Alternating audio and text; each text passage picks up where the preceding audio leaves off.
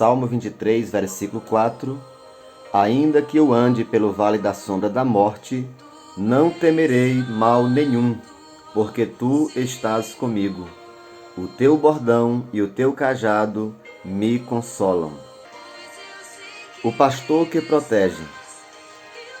Quando Davi foi ao campo onde os soldados de Saul lutavam contra o gigante Golias, e ali ele se apresentou para lutar contra o Golias.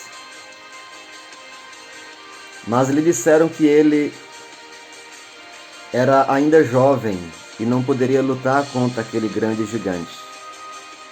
E ali em 1 Samuel capítulo 17, Davi, ele explica para Saul que quando ele cuidava das ovelhas do seu pai no campo, ele as protegeu do urso, do leão que queria atacar as ovelhas.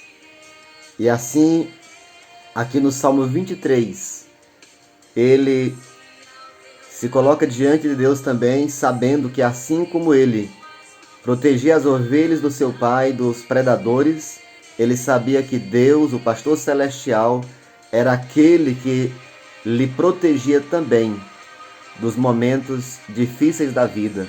Por isso ele disse: ainda que eu passe pelo vale da sombra da morte, não temerei mal nenhum.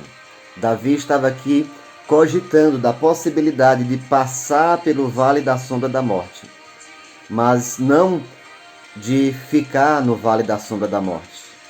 Meus irmãos amados, muitas vezes nós também passamos pelo vale da sombra da morte. Nós passamos por situações sombrias, mas, como o salmista diz, ainda que eu passe pelo vale da sombra da morte, não temerei mal nenhum, porque tu estás comigo.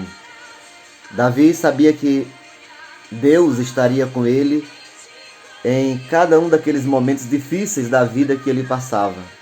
E também, meus amados irmãos, nós podemos ter a mais absoluta certeza que Deus é aquele que disse que nunca nos deixaria, nunca jamais nos desampararia.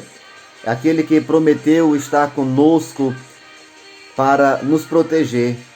E lá em Isaías, ele disse: não temas, porque eu estou contigo. Ele diz: eu sou o teu Deus. Ainda que passares pelas águas, elas não te submergirão. Ainda que passares pelo fogo, nem a chama arderá em ti.